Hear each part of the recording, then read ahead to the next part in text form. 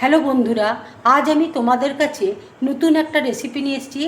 আজ আমি পুঁই কুমড়ো দিয়ে মাছের মাথা দিয়ে রান্না করে দেখাবো। এই রান্না করতে দেখো আমার কী কী লাগছে, তোমাদেরকে দেখো দেখিয়ে দিচ্ছি। এখানে দেখো মাছের মাথা রয়েছে, পুঁই শাক দেখো কেটে নিয়েছি, কুমড়ো রয়েছে, আলু রয়েছে, এখানে দেখো তেজপাতা আছে, কাশ্মীরি লঙ্কার গুঁড়ো রয়েছে, পাঁচফোড়ন রয়েছে, হলুদ আছে, গোটা গরম মশলা রয়েছে, সাদা সর্ষে রয়েছে, গোটা জিরে রয়েছে, রসুন আছে, আদা আছে, কাঁচা লঙ্কা আছে, শুকনো লঙ্কা রয়েছে।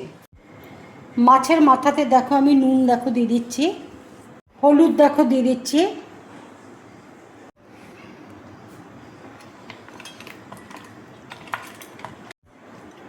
এবার দেখো ভালো করে মাখিয়ে নিচ্ছি। আমি নুন হলুদ দেখো মাখিয়ে নিয়েছি। এই রান্নাটা দেখো আমি পুরোপুরি সরষের তেলে করছি। কড়াই দেখো তেল দিয়েছি, তেল দেখো গরম হয়ে গেছে। এবার দেখো মাছের মাথাগুলো এক এক করে তেলের মধ্যে দিয়ে দেবো। এবার দেখো একটু আমি ঢাকা দিয়ে দিচ্ছি। এবার দেখো ঢাকাটা আমি খুলছি, মাছটা দেখো উঠে দিচ্ছি।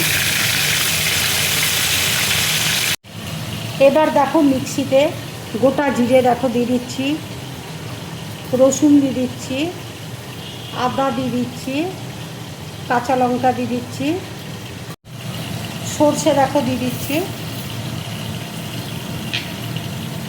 জল দিয়ে দেখো আমি বেটে নেব। মশলাটা দেখো বাটা হয়ে গেছে, মাছটা দেখো ভাজা হয়ে গেছে। এবার আমি তুলে নিচ্ছি।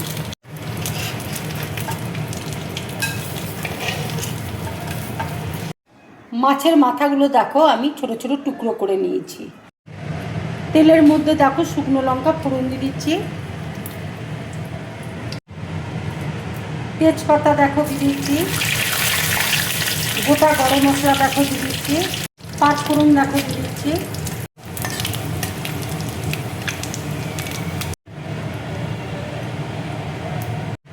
কুমড়ো আলু দেখো দিয়ে দিচ্ছি, পুঁই শাক দেখো দিয়ে দিচ্ছি,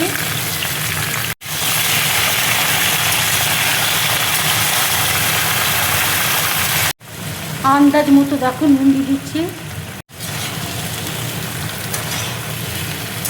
হলুদ দেখো দিয়ে দিচ্ছি,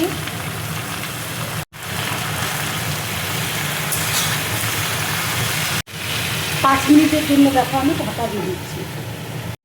5 মিনিট দেখো হয়ে গেছে। এবার আমি ঢাকাটা দেখো খুলছি, আর একটু দেখো ভেজে নেব।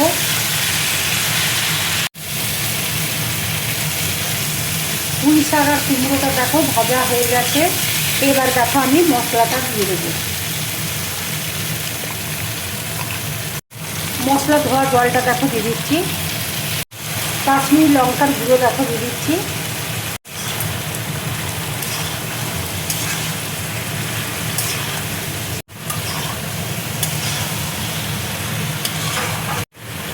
অল্প করে দেখো চিনি দিয়ে দিচ্ছি।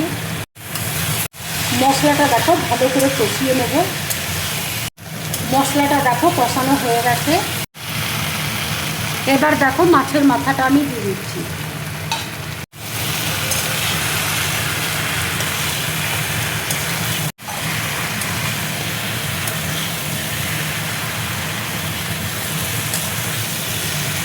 এবার দেখো অল্প করে আমি জল দিয়ে দিচ্ছি।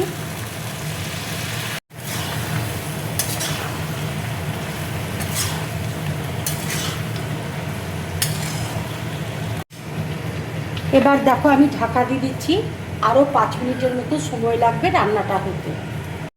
এবার দেখো ঢাকাটা আমি খুলছি, রান্নাটা দেখো হয়ে এসছে। এবার দেখো ধনেপাতা কুচি দিয়ে দিচ্ছি।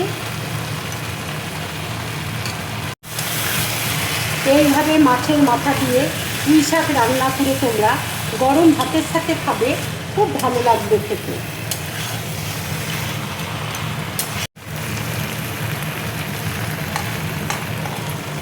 রান্নাটা দেখো হয়ে গেছে।